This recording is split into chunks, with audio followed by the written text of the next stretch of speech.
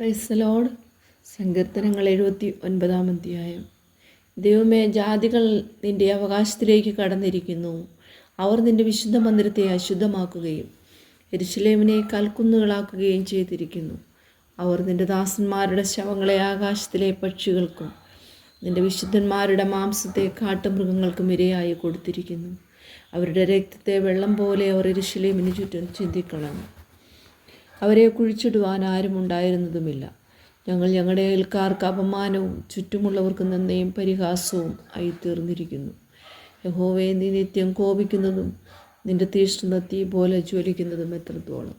നിന്നെ അറിയാത്ത ജാതികളുടെ മേലും നിൻ്റെ നാമം വിളിച്ചപേക്ഷിക്കാത്ത രാജ്യങ്ങളുടെ മേലും നിൻ്റെ ക്രോധത്തെ പകരണമേ. അവർ യാക്കോബിനെ വിഴുങ്ങിക്കളയുകയും അവൻ്റെ പുൽപ്പുറത്തെ ശൂന്യമാക്കുകയും ചെയ്തുവല്ലോ.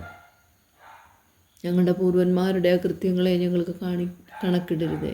നിൻ്റെ കരുണ വേഗത്തിൽ ഞങ്ങളെ എതിരേൽക്കുമാറാകട്ടെ. ഞങ്ങളെ ഏറ്റവും എളിമപ്പെട്ടിരിക്കുന്നു. ഞങ്ങളുടെ രക്ഷയായ ദൈവമേ, നിൻ്റെ നാമമഹത്വത്തിനായി ഞങ്ങളെ സഹായിക്കണമേ.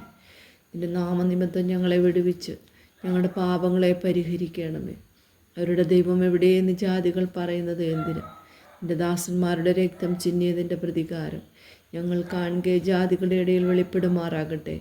ബദ്ധന്മാരുടെ ദീർഘശ്വാസം നിൻ്റെ മുമ്പാകെ വരുമാറാകട്ടെ. മരണത്തിന് വിധിക്കപ്പെട്ടിരിക്കുന്നവരെ നീ നിൻ്റെ മഹാശക്തിയാൽ രക്ഷിക്കണമേ.